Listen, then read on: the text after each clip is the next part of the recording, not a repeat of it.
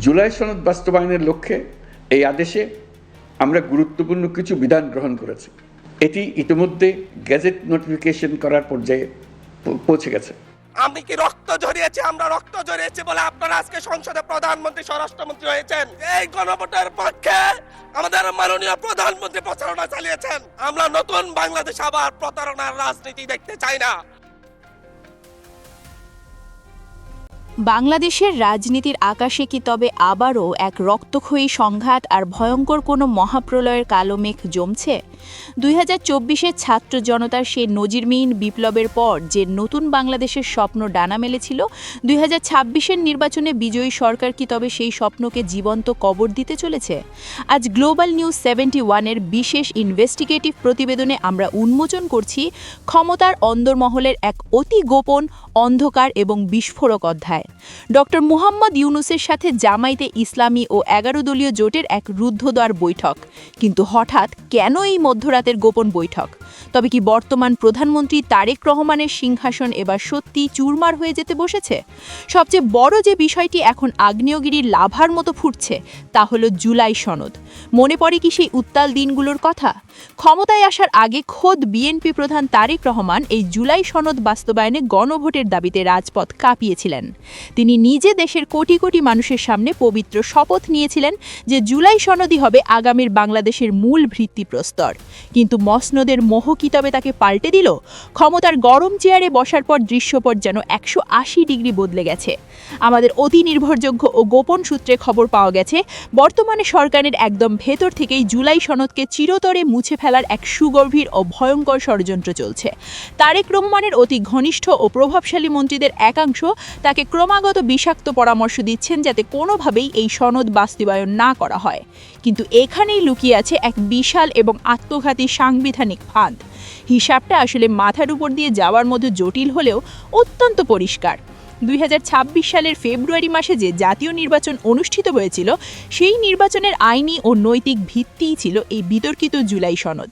এখন যদি বর্তমান বিএনপি সরকার সেই সনদকেই অসাংবিধানিক, অবৈধ বা অর্থহীন বলে দাবি করে, তবে কয়েক মাস আগে হওয়া সেই সাজানো নির্বাচনও কি স্বয়ংক্রিয়ভাবে একটি অবৈধ তামাশায় পরিণত হয় না?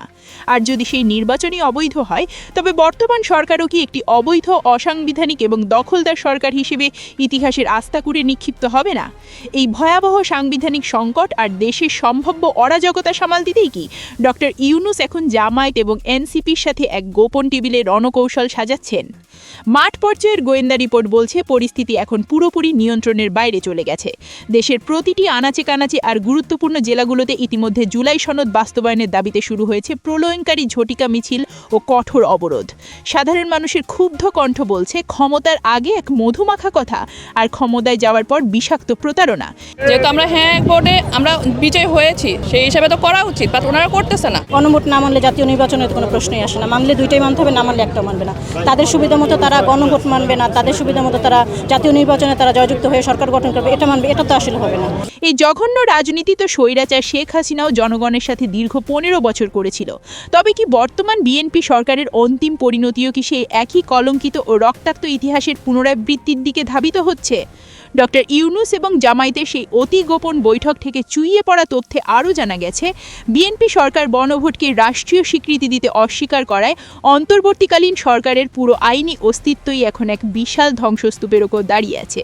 আর যদি সেই অন্তর্বর্তীকালীন সরকারের কোনো বৈধতা না থাকে, তবে 2024-এর মহিমান্বিত গণ অভ্যুত্থান এবং তার পরবর্তী প্রতিটি পদক্ষেপে কি মুখ থুবড়ে পড়বে না? এর চেয়ে বড় রাজনৈতিক মহাবিপর্যয় আর জাতীয় সংকট বাংলাদেশের ইতিহাসে আর কি হতে পারে? 2026-এর নির্বাচনে যে নজিরবিহীন ও নির্লজ্জ ভোট কারচুপির গুরুতর অভিযোগ জামায়াত ও এনসিপি তুলেছিল, সেই জমে থাকা আগ্নেয়গিরির মতো ক্ষোভ কি এবার দ্বিতীয় কোনো প্রলয়ঙ্কারী গণ অভ্যুত্থানের জন্ম দিতে যাচ্ছে? দেশের সচেতন ছাত্র সমাজ কি আবারও মরণপণ লড়াইয়ের জন্য রাজপথে নামার চূড়ান্ত প্রস্তুতি নিচ্ছে? চারদিকে যে বারুদের গন্ধ পাওয়া যাচ্ছে, তা কি তবে এক নতুন গৃহযুদ্ধের ইঙ্গিত? নাকি তারেক রহমানের সরকার শেষ মুহূর্তে জনগণের পিঠ দেয়ালে ঠেকে যাওয়া দাবির কাছে নতি স্বীকার করে জুলাই সনদ রাজপথকে সংবিধানে যথাযথ মর্যাদায় জায়গা দেবে। আপনাদের কি মনে হয়, বাংলাদেশের রাজনীতি কি আবার এক অন্ধকার ও অনিশ্চিত গন্তব্যের দিকে মোড় নিচ্ছে, নাকি আবারও রক্তে রঞ্জিত হবে বাংলার রাজপথ? ভিডিওর কমেন্ট বক্সে আপনার বুক চেরা হাহাকার আর মূল্যবান মতামত আমাদের জানান। ক্ষমতার পর্দার আড়ালের প্রতিটি লোমহর্ষক ও সত্য সংবাদের সন্ধানে আমাদের সাথেই থাকুন। সাবস্ক্রাইব করুন গ্লোবাল নিউজ 71। মনে রাখবেন, সত্য গোপন থাকে না। ধন্যবাদ।